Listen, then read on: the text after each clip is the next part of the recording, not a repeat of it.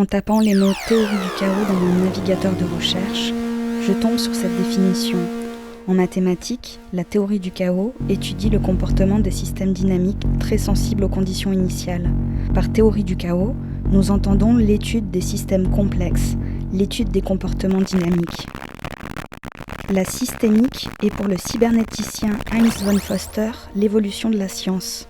Et dans le contexte actuel des faits, les crises systémiques, politiques, sociales, environnementales, climatiques nous amènent à penser que nous nous engageons vers une bifurcation chaotique.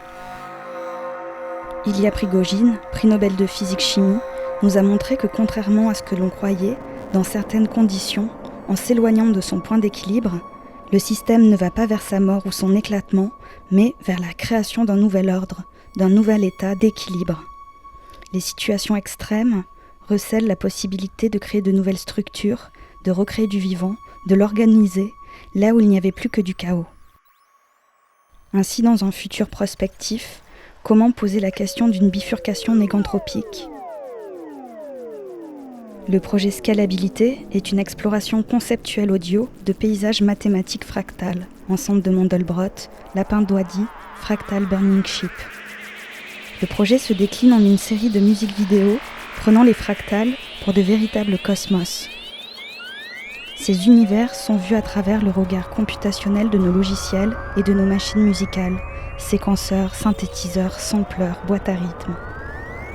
Nous reproduisons des formes de vivants, des univers spéculatifs sur lesquels l'oreille peut projeter des fictions soniques.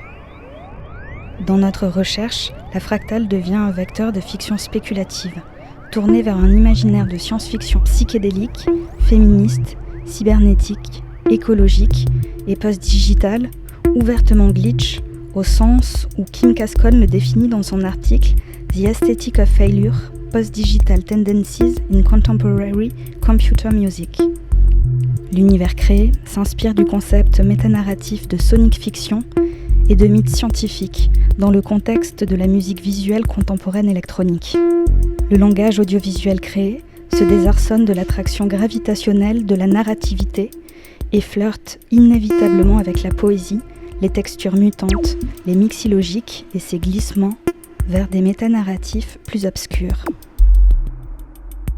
L'écoute réduite selon Pierre Schaeffer, la suspension visuelle selon Hyde, voire les écrits de Michel Chion sur l'audiovision ou la phénoménologie de Don Hyde sont des méthodologies d'importance lorsqu'il s'agit d'étudier le son à l'image. Les musiques vidéo scalabilité sont des stations de recherche d'écriture sonique et spéculative, des mises en sonification d'expériences visuelles à partir de l'improvisation, de la programmation, du jeu musical et de la composition audio. Le projet a démarré à partir de l'exploration fractale sur le logiciel Mandelbulb 3D. Actuellement, nous nous intéressons sur le développement d'un épisode musique-vidéo immersif, une mise en sonification d'un composant fractal par-delà une expérience VR. Nous entrevoyons un dialogue fructueux avec l'artiste-chercheur Gabriel Couillard et le groupe de recherche du GRMS autour des espaces acousmatiques afin d'interroger le caractère fractal du son, sa forme, son espace, sa dimension. Qu'est-ce qu'un espace sonore fractal ? Comment résonne-t-il ? Comment évolue-t-il dans le temps ? À partir d'interrogations sur les technologies issues du vidéogame et des interactions utilisateurs temps réel, nous cherchons à développer une sonification de l'objet fractal dans un parcours sonore spatialisé et immersif. Nous entrevoyons ce travail comme une partition, à la fois sonique, spatiale, graphique et visuelle, et cherchons à écrire un cadre d'improvisation pour l'utilisateur qui permettrait à ce dernier d'expérimenter un système. Inspiré des écrits sur l'improvisation de Simon Penny, le caractère performatif de l'œuvre provient de cette rencontre entre le système et son utilisateur, sans perdre l'idée que les pratiques culturelles interactives, basées sur l'informatique, offrent à l'utilisateur une liberté limitée. L'opportunité d'une action libre dans une gamme limitée de possibilités est définie par le code, la conception de l'interface et les modalités d'entrée. Le compositeur Karlheinz Stockhausen a été clair à ce sujet. On relie toujours l'improvisation à la présentation de schémas, de formules et d'éléments stylistiques sous-jacents. L'improvisation est en fait une exploration intellectuellement rigoureuse des possibilités dans un domaine dont les contraintes sont comprises par l'improvisateur. Cette idée de liberté-contrainte est centrale à l'isomorphisme proposé entre l'improvisation utilisateur et la programmation de l'interaction VR. Le projet se concentre sur des méthodologies musicales basées sur la programmation audio à partir d'outils théoriques inspirés de la cybernétique, du réalisme spéculatif et agentiel et de la fiction sonique. Ludovic Amaru est en charge de la partie développement logiciel et interface utilisateur. Nous avons choisi de développer un monde à partir d'un noyau, le plugin Firm. Nous développons sur cette base de nouvelles fonctionnalités qui permettra à terme d'approfondir la géométrie fractale temps réel. On est parti donc sur de l'IDE de développement de jeux vidéo Unity afin de pouvoir avoir la possibilité d'avoir une interaction utilisateur-machine et tout ça en temps réel. On a scindé les besoins en deux parties, la partie graphique et la partie interaction utilisateur. Pour ce faire, on a utilisé le plugin Firm. Il y a déjà une partie graphique d'intégrer et il est évolutif dans le code, ce qui nous a permis d'intégrer beaucoup plus facilement justement toutes ces modifications, tous ces bouts de code qui vont nous permettre de faire toute cette interaction. Dans la première partie, donc la partie graphique, on a modifié légèrement le composant fractal, nous permettant de rajouter plus simplement des choses dessus. On a ajouté un composant des ensembles de Julia. Ces ensembles de Julia sont des calculs mathématiques qui permettent en fait une modification en temps réel d'un rendu, en l'occurrence des fractales. Donc une fractale va être créée, l'ensemble de Julia va modifier ceci en temps réel dans le temps.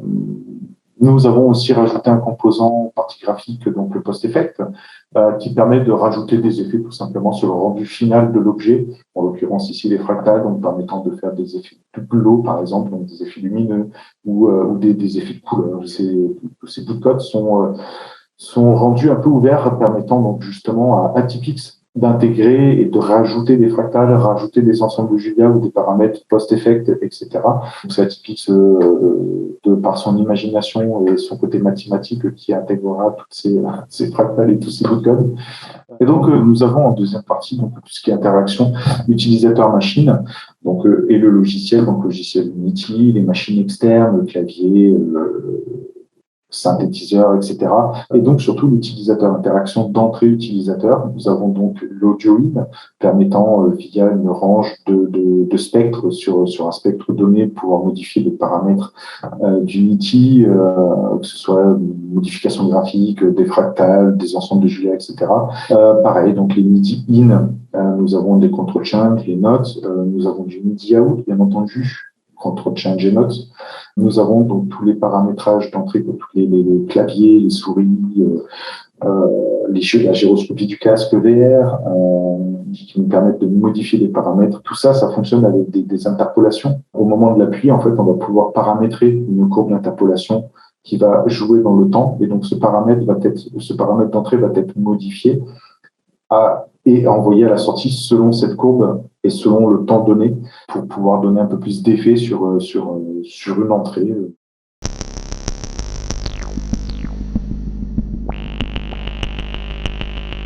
Les fractales rendent possible la description mathématique de l'irrégularité et de la complexité des formes naturelles.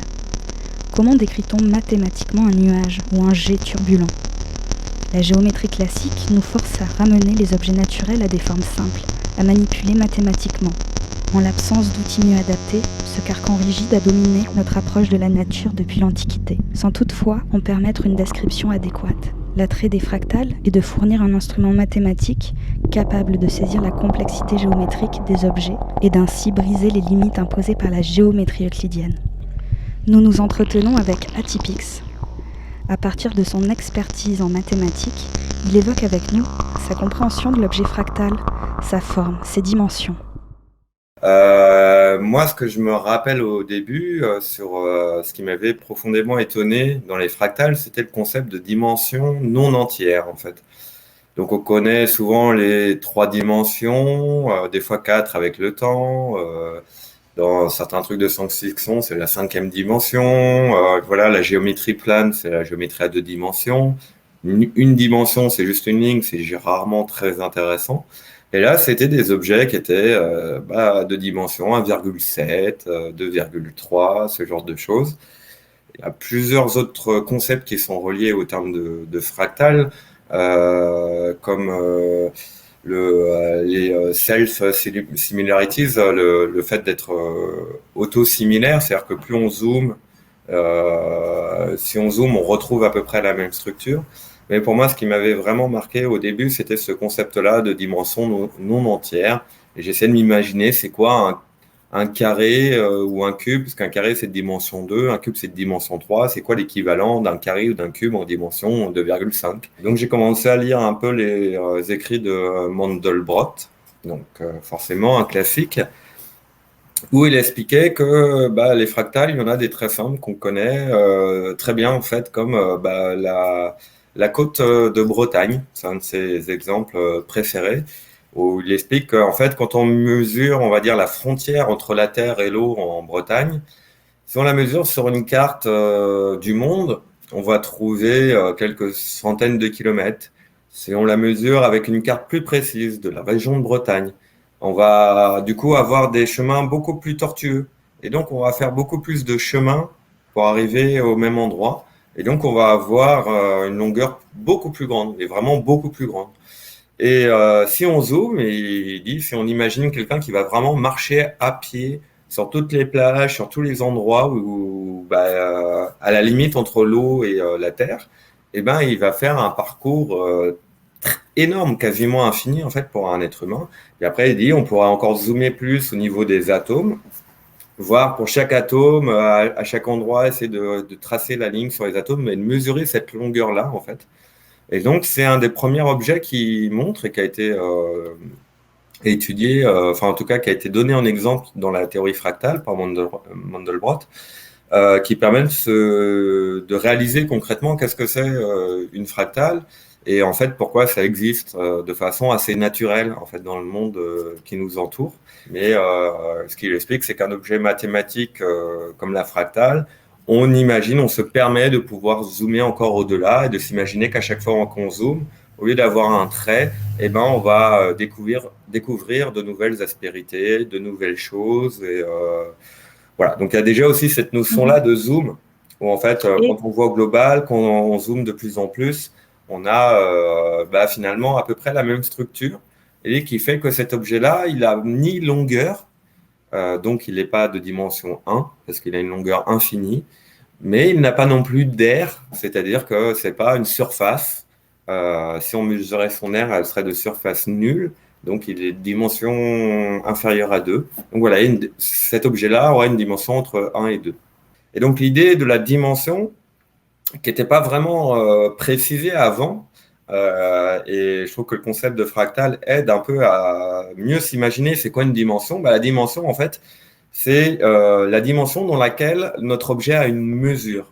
Et donc, en fait, cette dimension fractale, elle se voit comme un ajustement, c'est-à-dire qu'on a des objets qui, en dimension 1, eh ben, ça va pas être bon, c'est-à-dire que en dimension 1, sa mesure va être infinie, donc on va dire c'est dimension 2 alors, ou plus. Mais en dimension 2, c'est déjà nul. Donc, on va dire c'est pas bon non plus, il faut une dimension en dessous, quoi. Et donc, on se retrouve à essayer de trouver une dimension qui est entre 1 et 2 et qui va permettre de mesurer effectivement, de donner une mesure. Donc là, on ne peut plus parler de périmètre ou d'air ou quoi que ce soit parce qu'il n'y a plus le concept de dimension finie qui va derrière, mais qui va permettre de donner une mesure à cet objet et de dire que la côte de Bretagne, elle a une mesure dans une certaine dimension très précise. Nous créons la série des musiques vidéo Scalabilité à partir du logiciel Mandelbulb 3D. Comment ces représentations graphiques sont-elles générées à l'écran ? Quelles sont les équations qui sous-tendent ce type particulier de représentation ? Et quelles sont leurs logiques ? Alors, je vais parler surtout de la fractale Mandelbrot. Mais on va dire que la fractale principale sur laquelle est basée Mandelbrot et les ensembles de Julia aussi sont basés sur le même principe qui est en fait assez simple à comprendre. Il y a juste une petite chose, c'est qu'on va travailler en fait sur le plan complexe et qu'on va pas travailler sur, on va dire, la droite des réels. Donc en gros, la droite des réels, c'est les nombres qu'on connaît. avec des nombres négatifs, des nombres fractionnaires, des racines de 2, des pi, des nombres, voilà. Tout ce qui peut s'écrire moins ou plus un nombre, une virgule, et puis plein de nombres derrière. Les nombres complexes, c'est en fait le plan, c'est-à-dire qu'il faut deux nombres réels pour créer un nombre complexe, et ça utilise le nombre imaginaire qui est racine de -1, qui est un nombre qui n'existe pas vu que tous les carrés sont positifs chez les réels. Mais mathématiquement, de façon abstraite, c'est très utile de poser l'existence de ce nombre-là. Et en fait, quand on dit bah j'ai un nombre dont la racine, qui au carré va être égal à -1, eh ben ça fonctionne en fait. On peut vraiment créer ce que nous on appelle un corps de nombres, on va dire un monde de nombres avec l'addition, la multiplication, les exponentielles, les logarithmes, tout fonctionne. Bah, des fois de façon un peu différente, mais l'addition et la multiplication, ça fonctionne très très très très bien. Et donc, on va partir de ces nombres-là. Donc, c'est des nombres complexes, mais on peut s'imaginer des nombres réels pour faire plus simple. Et ce qu'on va faire, c'est qu'on va les mettre au carré. Et Mandelbrot, en fait, c'est ça. On prend un nombre, on va l'appeler... alors, en général, les nombres complexes, on les appelle Z. Et comme ça va être le premier de l'itération, on va faire Z0. Et on va faire une itération de fonction. C'est-à-dire qu'on va appliquer la même fonction une fois, puis 2 fois, puis 3 fois, puis 4 fois, puis 5 fois, et ainsi de suite, jusqu'à l'infini. On va regarder ce qui va se passer à l'infini, en fait.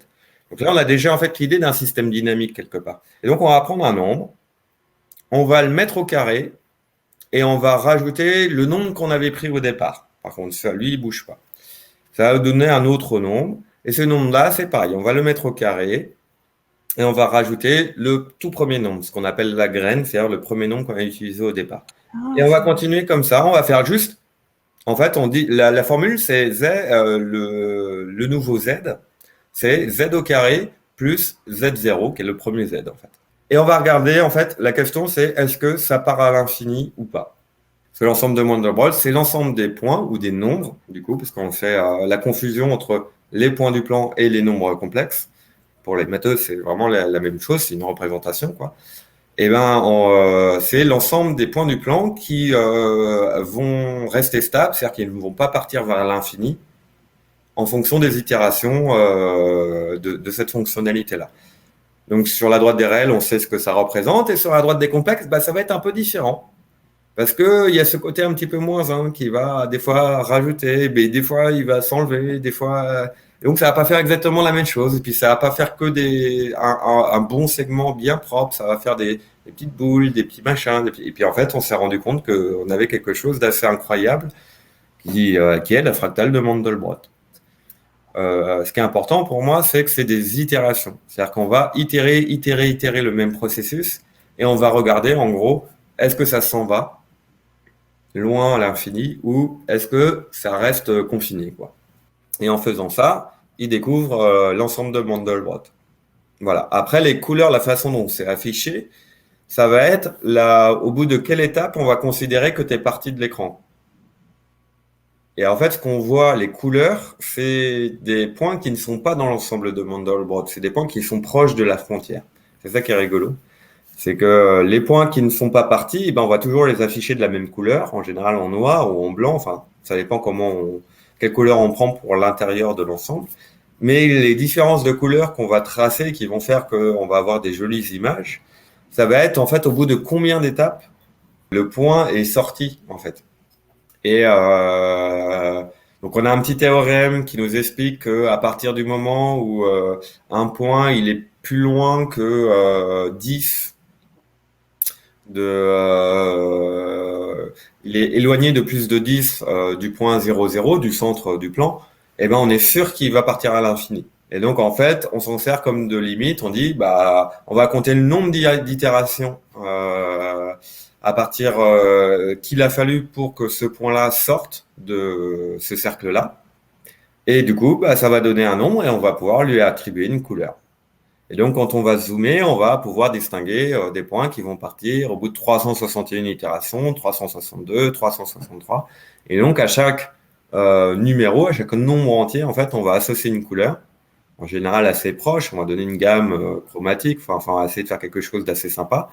et ça va nous donner une représentation assez intéressante, en fait, où on se rend compte que les comportements des points est quand même assez bizarre. On pourrait s'attendre à ce que des points qui soient concentrés au même endroit, ils aient à peu près la même propriété, ils s'échappent à partir du même nombre d'itérations, et en fait, pas du tout.